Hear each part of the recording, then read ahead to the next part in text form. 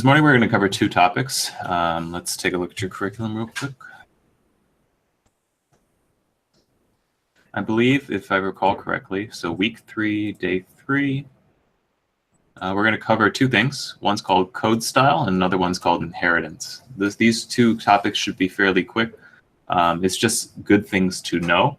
And then we're going to work on the challenge in pairs today called schools. Again, you'll see that there's literally only one challenge. It's just schools. This involves CSV, reading and writing to a CSV file. Also a lot of object orientation stuff. And yeah, we're going to have a Beyond Tech at 2, which is why I'm not kind of going over last night's stuff, because there's a lot of talking today.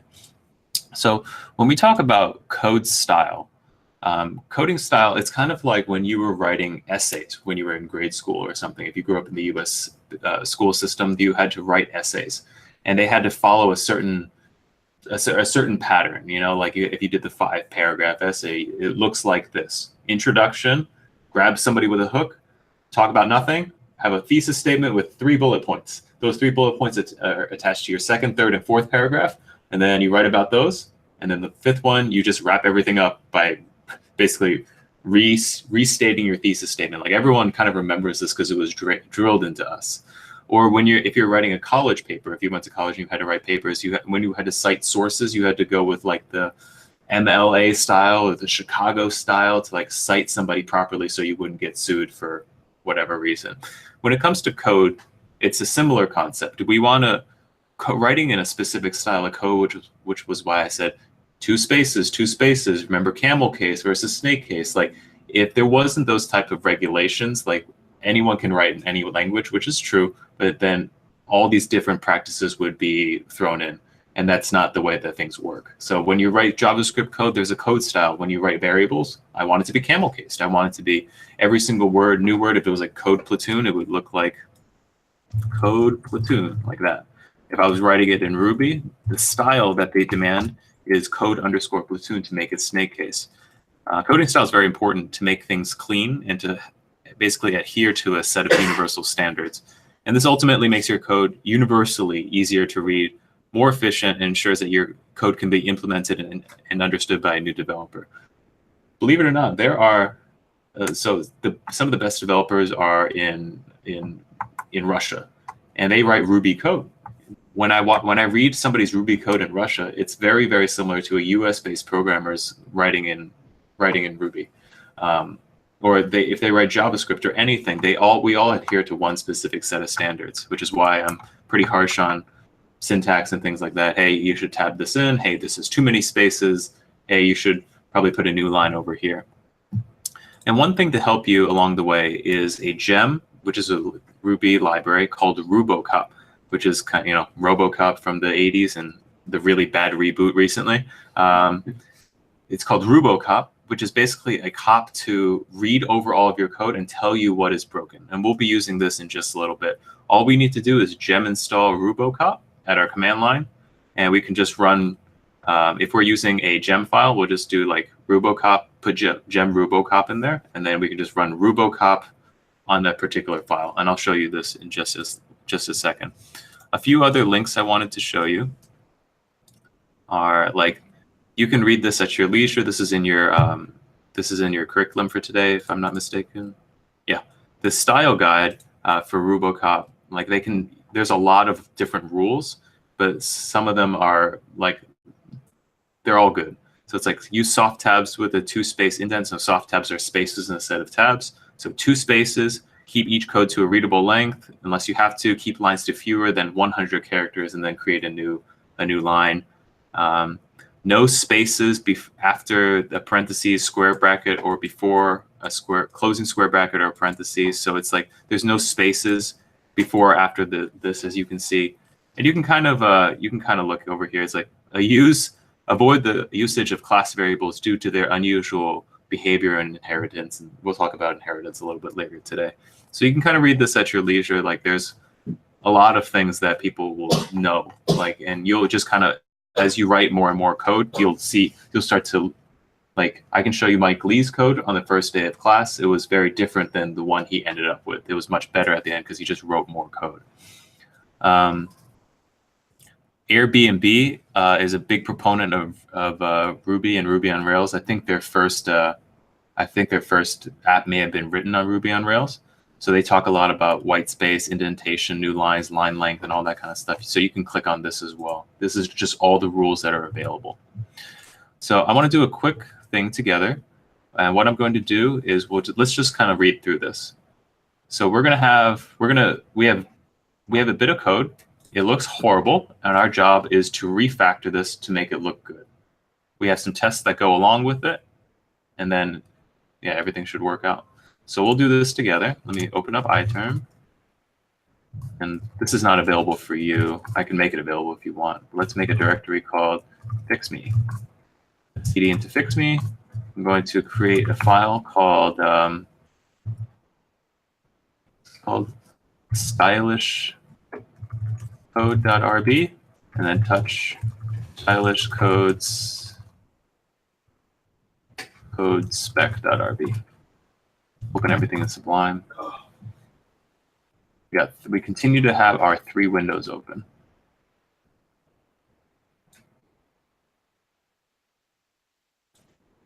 All right, I'm just going to copy and paste for now. You have stylish code and stylish code spec.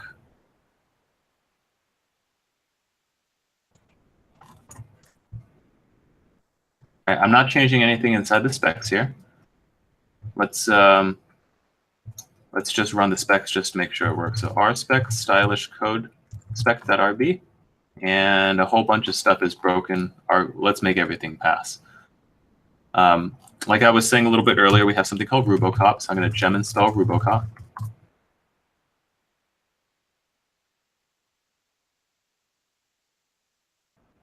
This is calling out to Ruby gems and installing this whole thing on my computer right here. Quick question, is that just for this project or for all projects? RoboCop can be used across projects, but you'll need to install it one time on your computer. So all you got to do is run RoboCop, gem install RoboCop one time, and then you can run RoboCop at a later point. I didn't realize this would take so long. Okay, there we go. So I guess you can kind of see, even though I've installed one gem, there's actually 8 gems that it relies on. So it's like one thing relies on 8 other things, which will rely on 50 other things. And you can kind of see everything is kind of connected in this ecosystem. I'm going to run RoboCop directly on stylishcode.rb, and it will read through it and tell me a report of what needs to happen.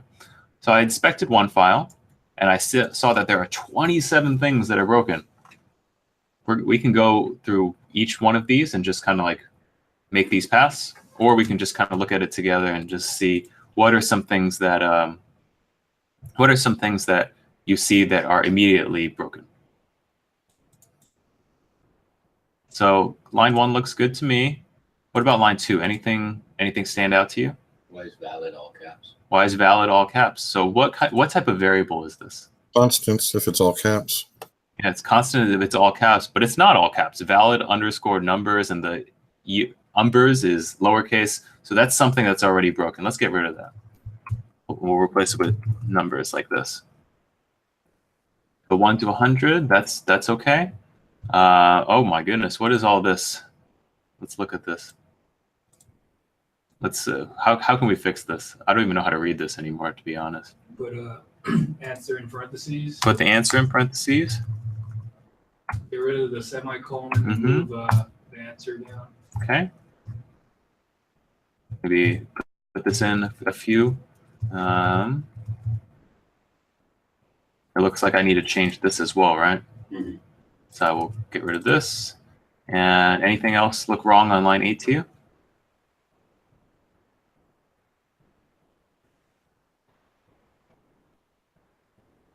Maybe in the latter half, the unless, after the unless. Yes. At answer, shouldn't that be pound curly brackets? Curly brackets, like this? Pointed, yeah. It's not curly brackets, it's parentheses. Parentheses. Put that right here.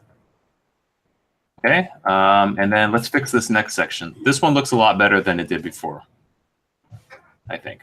All right, so let's fix up all this stuff down here. Bring the parenthesis closer to guess.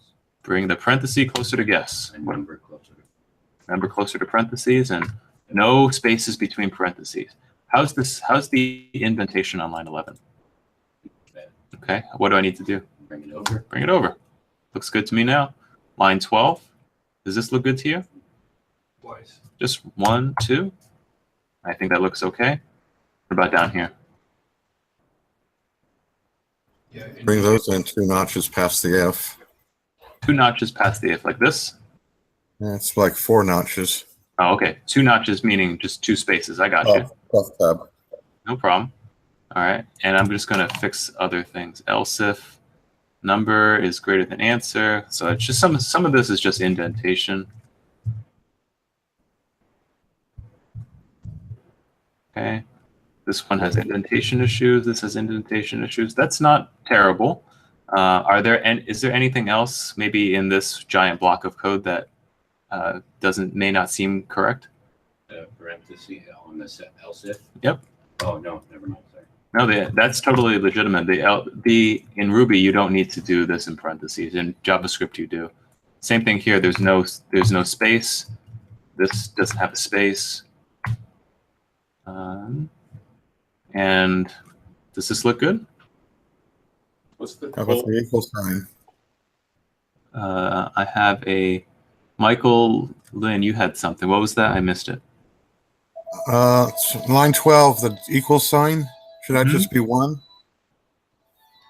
If like this. So if you do that, that's variable assignment. The double equals is checking whether or not this is actually equal to this. To answer Danny's questions, like what is this colon correct and high and stuff like that? This is returning a symbol out to the user, which is another data type. Some of them have returns on them. Some of them don't have returns. I'm just going to get rid of this. And let's see if RoboCop's a little happier with us. Remember, before we had 27 offenses. They were very unhappy. I'm going to run this now, and now we have 4. All right, so yeah. So it basically says, here's one that we can do really quickly. We prefer single quoted strings when you don't need string interpolation. That's why I keep saying, like, only do singles unless you're going to interpolate. So I'm going to get rid of this. Oh, I always do. Yeah. So the reason behind that is it used to have a performance issue. Double quotes were slower than single quotes. Very, very, very small performance issue. But as another developer, when I read something with just a single string, I know that I'm not interpolating anything. If I see a double quote like this, then I know that, oh, okay, he's probably interpolating somewhere. So that's one thing down. Let's see if it's unhappy with anything else. So 3 offenses. It says a final new line is missing. I don't know what that means. Well, I know what it means, but let's find out what that means. Final new line missing. RoboCop right there.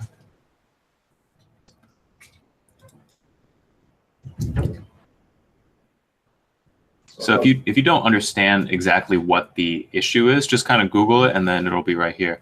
So final new line. Okay, this cop enforces the presence of a final new line in each source file. So I just need to add a new line at the end. I'll run the code one more time. Yes. How is this helping us actually? Because I mean, it seems like it's just adding more errors for us to correct. I mean, it's helping us with the formatting, and I understand that's important. But I thought this would actually do the formatting for us. Nope, it's not going to automatically do the formatting for you. This is good for someone like me though, who like I don't know where I need to be. Like when I show my code, he cringes. But I don't want to do that to him. But I don't know what I need to do. He's like, the indentation. I'm like, I know, but what do I do? This will help. Okay. Or, like if you don't know what you should be doing, this is Yeah. So this one is also saying the metrics. The line is too long. I expect 80 characters, and you have 83 characters. So it looks like this raise, like you can kind of say, like, this line is long. It's wrapping around to the next one. So I can probably just do less that.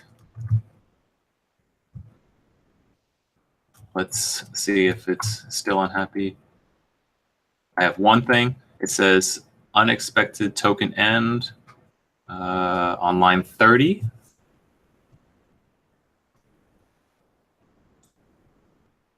I am confused. I don't know what this is. Unexpected to, I don't know. Oh, this is Ruby 2.1, whatever. I don't see an issue with this. Like if you get to a, like, obviously you can make everything pass if you want to. If it's driving you insane and you don't know what the thing is, call me over and I can explain it to you. But sometimes I might just be like, forget it. It's not worth it. But you can kind of see we started off with some pretty ugly code. I'm going to open it up side by side just so you have it. You can kind of see the difference between writing code that is harder to read and versus code that's a little bit easier to read, or arguably. Or what was the final new line again? So at the final new line is basically saying, like, convention is that you should, like, when you print out a piece of paper for somebody to read, you leave margins at the end, right? Just so it's like it's not like everything squished into one page. So similarly, it's just they've decided that having a new line at the end just makes it a little bit easier to read than just that. It's just, So you would press return? yeah, that's all. Yeah. So you can kind of see left and right. These two are the same thing, but they look very different. Which one would you rather read, right? If it's maybe, yeah, if it's most people, you'd rather read this one left where you can see, like, this if block starts here and everything underneath that, directly underneath, like, this is where the if starts, this is where the if ends. It has other things called else if in there. With this definitionalize, like, I know this is where it starts and this is where it ends because there's that straight line going down. When you look over here, I have no idea where this starts or ends because everything is everywhere. So that's the idea behind code style. You want to make sure your code looks good. All right. Let's go back over here. We're going to talk quickly about inheritance, and then we'll get started on the challenges, and we'll be back at 2 o'clock for a Beyond Tech. So I'm going to remove this fix me. Actually, I'll just keep it for now. I'm going to create a directory called inheritance.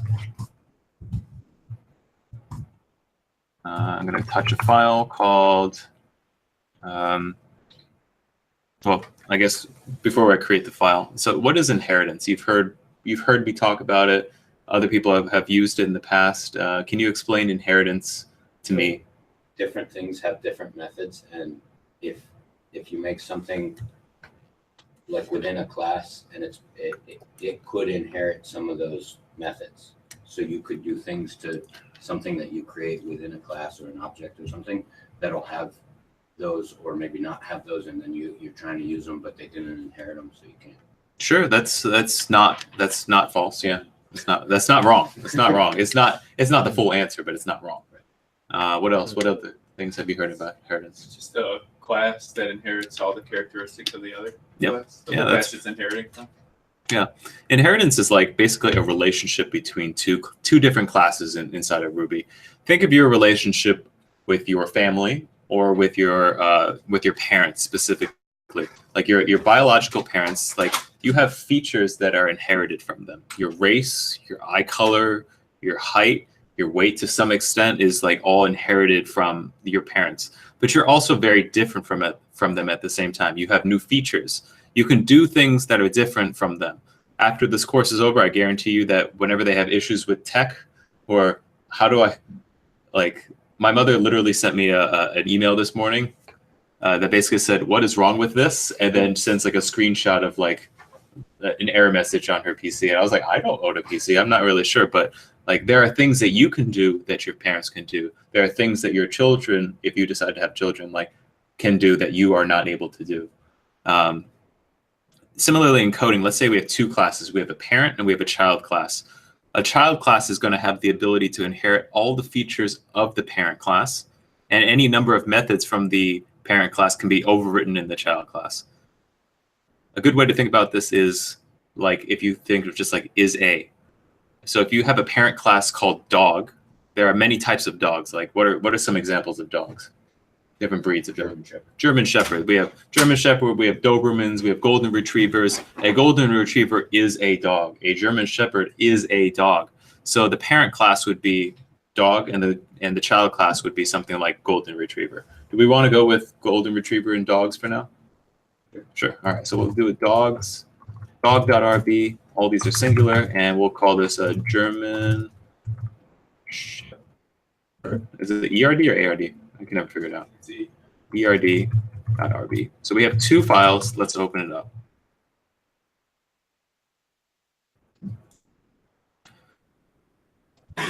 So we'll have a dog on one side and a German Shepherd on the other side. Now I'm going to call for some participation from you all. Every single dog, like what is every single dog able to do? No matter what, every single dog should be able to do this. Bark, run. Bark and run. Now I'm just going to create like a quick string underneath each one just to see what we're doing. I am running. Woof. And then jump. We have these dogs. Do d equals dog.new. You may notice I don't have an initialize here. I'm doing that on purpose for right now. Like you don't need an initialize method unless you're going to create class variables. Like this will just work on its own as well. So if I wanted to pass in a name and stuff like that, that's also okay. But I'm just going to keep this as simple as possible. I'm going to do pdog.eat, pdog.bark, and pdog.run. I'm going to run ruby dog.rb. Jump, woof, and I am running. Is everyone's feeling okay with like basic object orientation like this? All right. Now we're going to create a class called a German Shepherd. Now this German Shepherd, we can also create an initialize, but I'm not going to do that. I'm going to do g equals German Shepherd.new. And a German Shepherd is a dog, which means it can inherit all the stuff that a dog can do and all the characteristics of a dog. So all I need to really do to that is just do a less than sign and dog. This less than sign basically says a German Shepherd is less than a dog. Like you can kind of think of, like small children are shorter than their parents, right? So it's kind of like the children is a lesser tall person than their parent. The German Shepherd is inheriting all the stuff from dog. Even though I have written none of this code inside of here, I can also do the same thing. I can grab all of this code and run g.eat, g.bark, and g.run because I'm inheriting from dog. Every single method that's available in dog is now available in German Shepherd. Can you only inherit one class or only inherit one class? You can only inherit one class at a time. But dog can inherit from animal, from like mammal, right? And then mammal can inherit from animal, which I don't know. You can go as far up the chain as you need to, but you will only inherit from one class. Whatever that class has access to a mammal, you also have access to, which can access the next level and so on and so forth. But dog, if a German Shepherd wouldn't be able to access the characteristics of mammal, like if you said mammals are warm-blooded on their German Shepherd, it wouldn't be able Let's find out. For now, let's just do one level. Okay. Let's not get too far ahead of ourselves. So we have a German Shepherd. It's going to inherit from dog. So if I run this and I run German Shepherd, there is an issue for uninitialized constant dog. I'm missing one thing. What is the issue here? require relative. Require relative. Nicely done. I'm calling another class inside of here, and dog doesn't exist within this immediate scope. So I'm going to require relative, and the file is called dog.rb. Let's see if this works. So chomp chomp woof, I am running. Chomp chomp woof, I am running. This is running twice because dog, I have this at the bottom here. So chomp chomp woof, and I am running. So this German Shepherd, even though I've written zero code inside of here, because it inherits from the dog, it has the ability to do all the things a dog can do.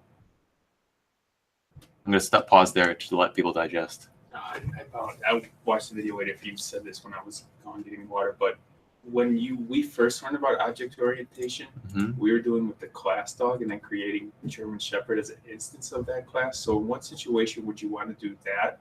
And what situation would you want to do a new class? So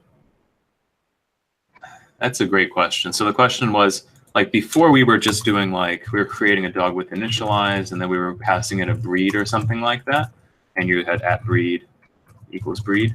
The question was, when should you use, like, when would you like initialize a dog with a breed and have a German Shepherd that's just an instance of dog? And when would you want to have a totally separate class like German Shepherd that inherits from dog?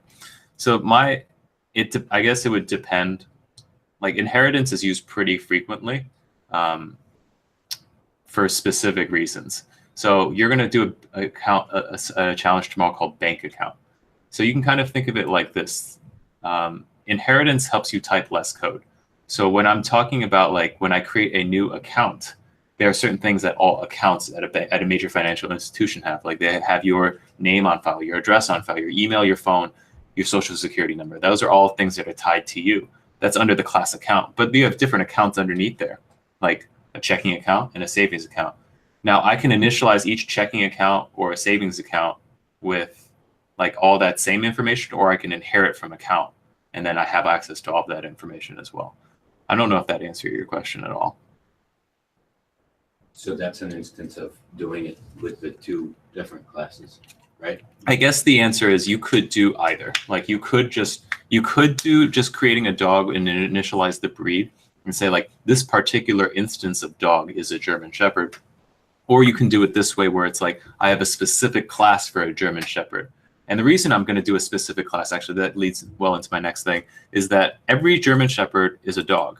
So they can eat, bark, and run. These are things that all German Shepherds can do. But there are things that German Shepherds can do that not all other dogs can do. What are some of those things? Attack humans better than other dogs. Yeah, they can act as a canine, right? You're not going to have a Pomeranian act as a canine, even though they probably bite more than German Shepherds, but their bites don't hurt as much as a German Shepherd because they have huge crushing force, and a Pomeranian is like the mouth is like this big, so it's not going to do anything to you. So a German Shepherd specifically can act as a canine. I am proud to be a part of the police force. I don't know. So there are things that like specifically like now I have a German Shepherd, which is the class that I'm talking about. It has all the properties here of dog, like all the ability to do these things, because every dog has that ability, but it has specific things that its parent class cannot do. It can act as a canine. So if I did pg.act as a canine, you can kind of see I'm proud to be part of the police force at the bottom. But if I were to do the same thing up here, and I just ran it for dog, like pd.act as canine, I just ran ruby dog.rb. It's broken because it doesn't know how to do that. Not all dogs know how to act as a canine. So inheritance only works with two separate files? Inheritance will work. So generally, that's a great question. So the question was, does inheritance work with two separate files, or can it be done in one? It can be done in one, but you should not have more than one class in one file. The idea behind it is right now we're only dealing with two files, but eventually you're going to have, I think in Rails you have 55 folders with 100-something files inside of there. Each individual file should do one thing. You know, it's kind of like you have, correct me if I'm wrong because I'm not military, but it's like you have specialists for specific things. Some people are really good. Like my understanding is don't overstep your bounds. This is your job. Right? Like this person does this really well, this person does this really well, and the two don't blend together too much, right? You're not, yeah, I don't know. I'm not going to go any further with this because I don't want to pretend like I know.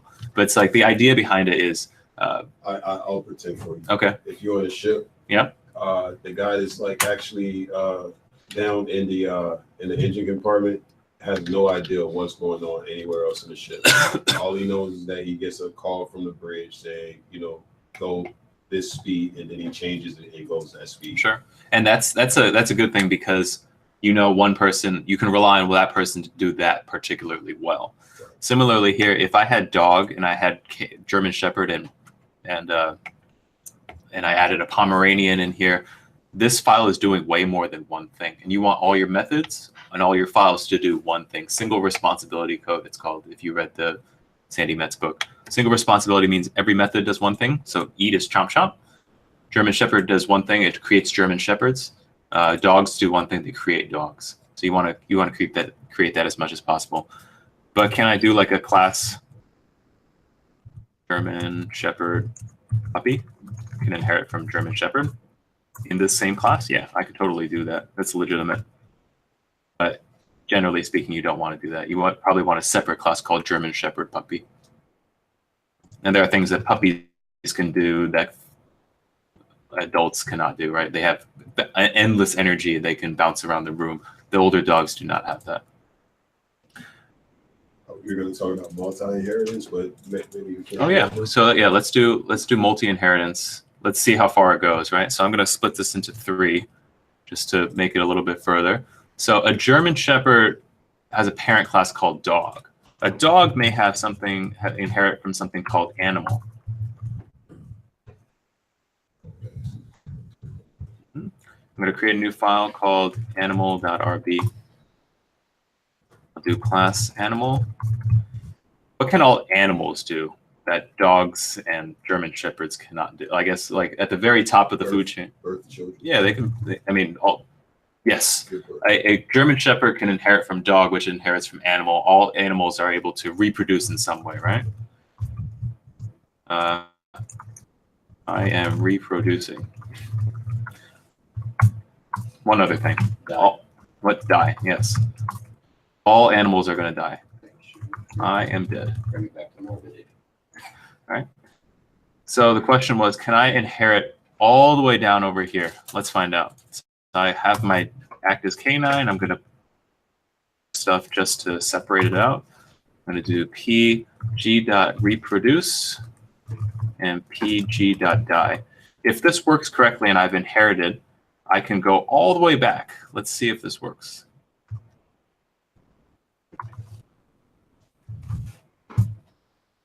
Okay.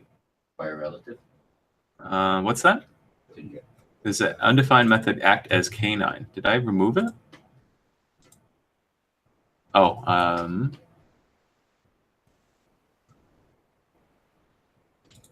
That's in dog.rb line 21. oh, thank you.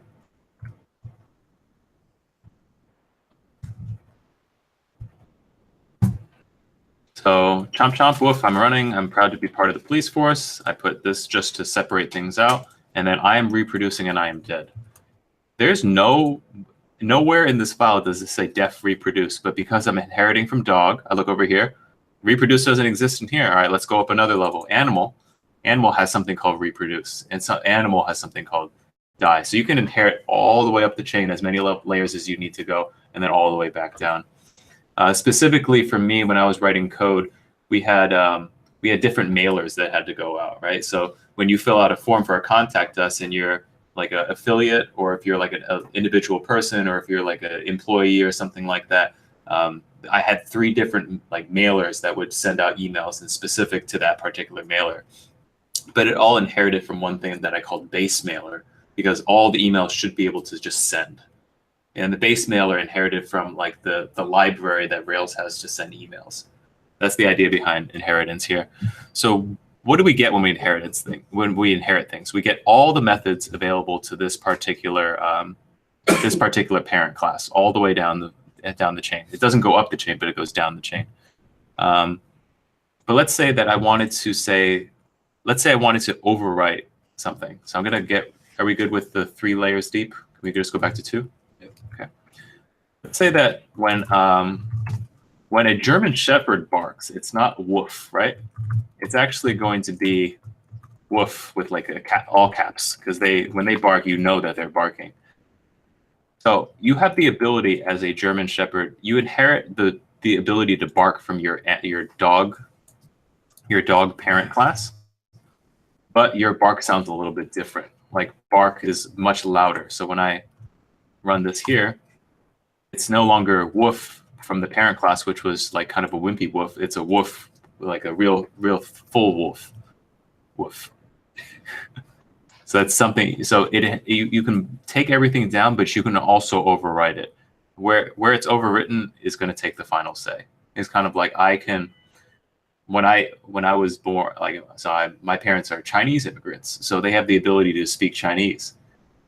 They pass that down to me. I also have that ability, but my Chinese sucks. So like when I speak Chinese, like it's very, very different. I have a lowercase woof. What's that? Mandarin.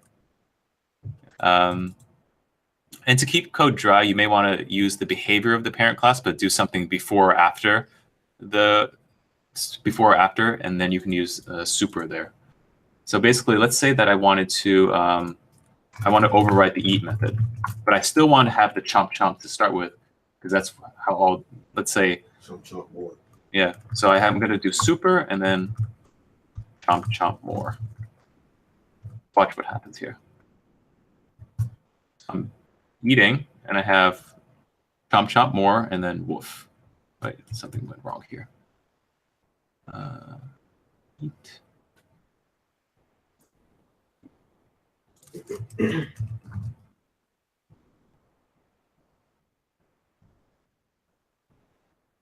I messed something up. I think super, is it on the same line or does it matter? So super, what super is going to do is it goes, let's just do, oh, I know what it is.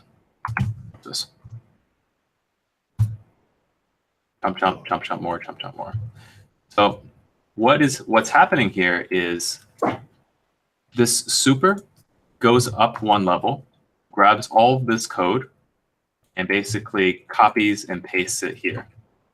So it will both print out chomp chomp lowercase, and then it will do something else, chomp chomp more, in our specific case. So again, super, you may see it, you probably won't use it too much.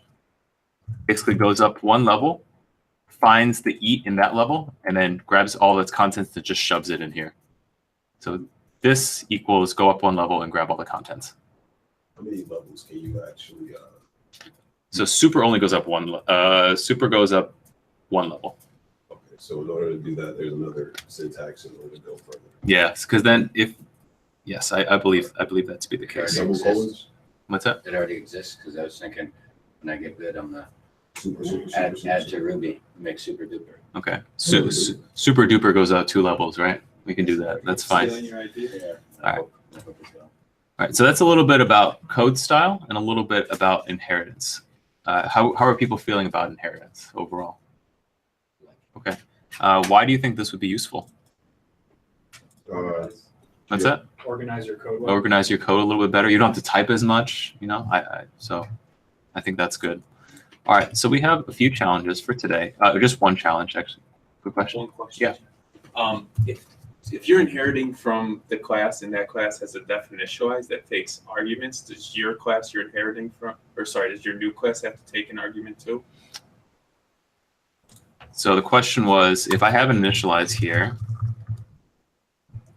and it takes in some sort of arguments, so give me something that a dog has that you would give it number of legs. It's morbid, but why not?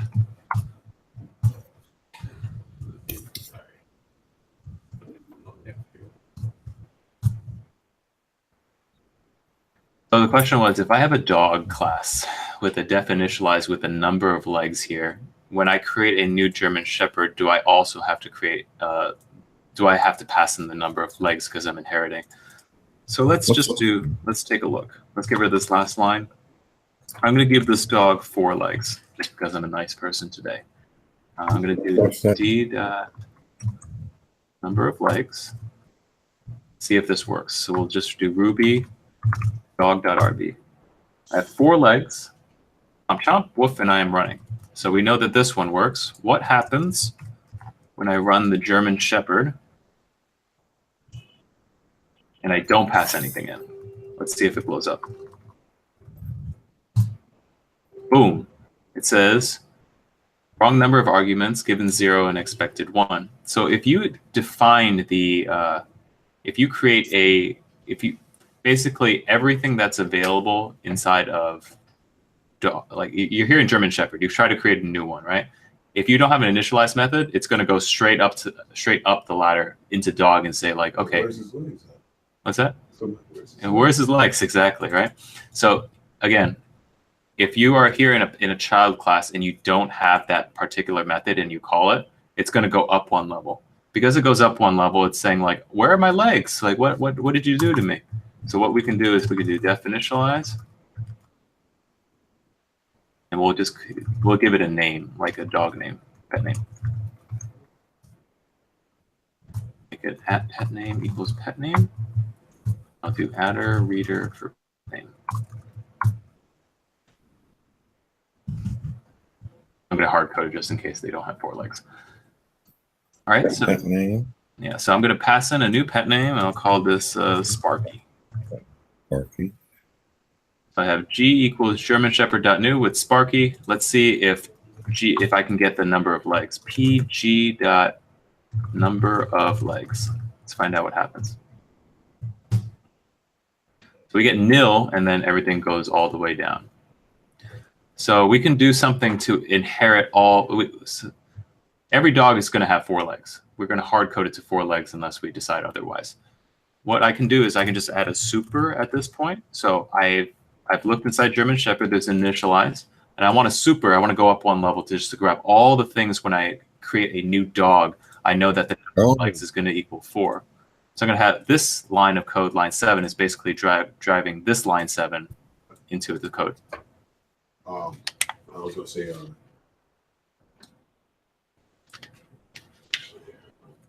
yeah, never mind. Okay. That's Let's see if this works. Let's just see whatever happens. So I'm going to do pg.petName, pg.number of legs. So if all goes well, I should see Sparky, 4, and then all the other things.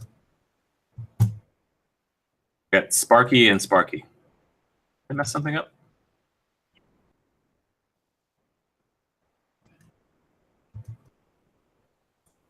Let's get rid of some of this other stuff. I just want to see this bottom portion. I have a new German Shepherd. I'm going to give me the pet name. I'm going to get the number of legs. Why is it Sparky and Sparky? Like you're overriding the number of legs, perhaps in a child class, perhaps. Perhaps. Let's put a pry right here. See if it actually hits here.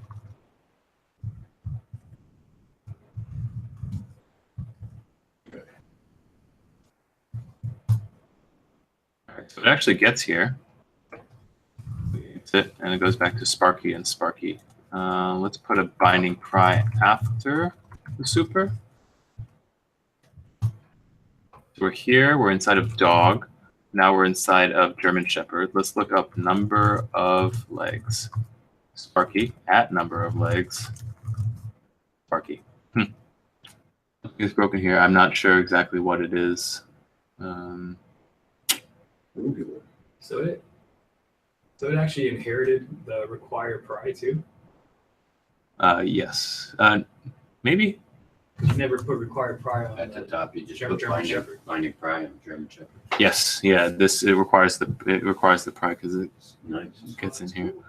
I'm not sure what the answer to this one is right now. Yeah, because when you require relative of dog, you also bring in all the stuff here, so you also require pry. I'm not sure what the issue is. It's probably something small. I'll look into it and let you know. Okay. So we have a few challenges for today. Basically, anything that you haven't completed up to this point.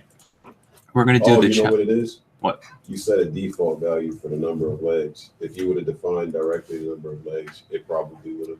No, the issue with what's happening here is I am supering. I'll look into it. It's not the fact that I gave the number of legs here. You might not want to see for the legs.